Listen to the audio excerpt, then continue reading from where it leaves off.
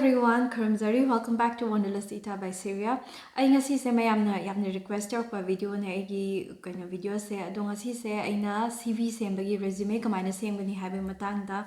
ai semjabane ado CV se experience ki aduga freshers ki ai tongan compare tawraga hapchare aduga cabin crew khatangi sunatana hospitality backgrounds or any freshers na same thabak ama changbada adum apply to yagadaba CV mawngdo oina semjare adu mayam yen tabi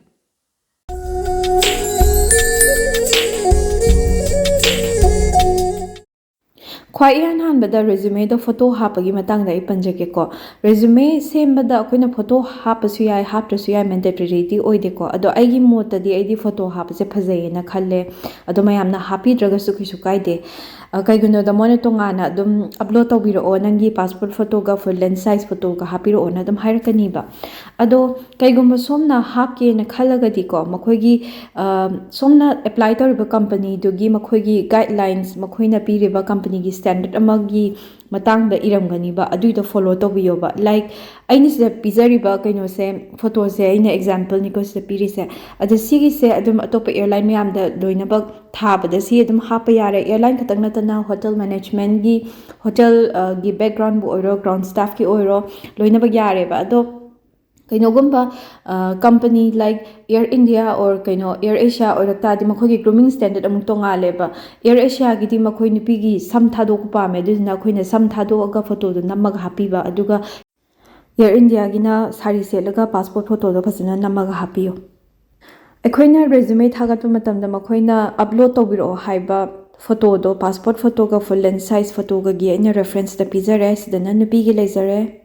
adagi nupagi so ai ucharake sidana nupagi leijare aduga Air India gi amu nupi gi tongale sari setlaga thagat piyo sari setpagi sida leijare hojikti ai resume da laage ko resume se semba matamda kari mention tawgadage resume da kari yawgadage magi body sida haibada khwai number 1 da aigi ming leijare ko akhoi gi ming do hana full name da ibiro second da contact details aduga address akhoina contact si thabje sukya ya de ko resume da contact number duma hapiro email address hapiro somgi address duma hapiro mathang da career objective sida mention tawdose na ngasagi company sida kari gi apply tawrino haibagi maram aduga nangi goal du ne ba happet setting do ibagi wan ne ba ado si format sa ai hapetang adum ai resume format ama example pirakani aduda dum yengbiro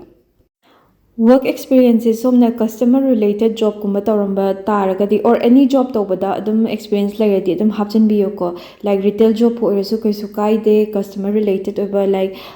akhogi airtel da tawrasu kaisu kaide ko aduido adum hapiyo mathang da educational qualifications hapiro class 12 pass tawba akhogi BA loiba adum hapchan biro even diploma in hotel management bu ogera aviation bu ogera adugi diploma course so adum sida hapchan biro mathang da achievements and activities hapiyo ai motadi hobbies hapase kitang outdated oira brana khale aduduna achievements and activities ki kainoda oina hapiyo ba like swimming gumba tawtardi adugumba sports activities gumba do adusida hapiyo even jagoi saba pawwa adum sida achievements and activities da hapiyo ko kainoda nangse interesting you know when the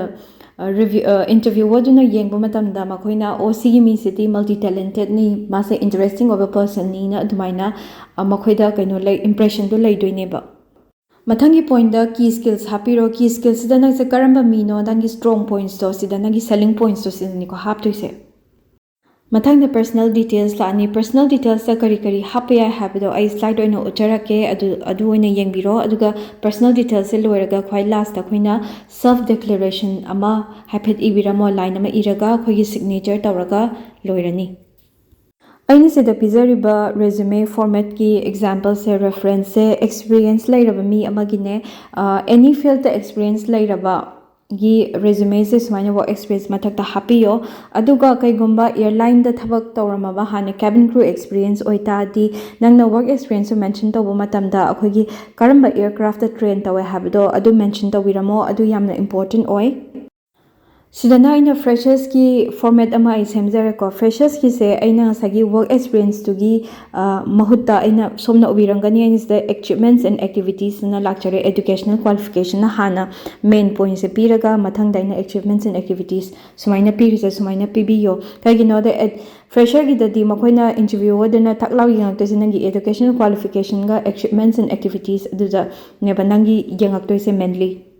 aduga ngasa ina personal details da kari hapkadagi haibadu da leijare father's name, date of birth, height, weight, adagi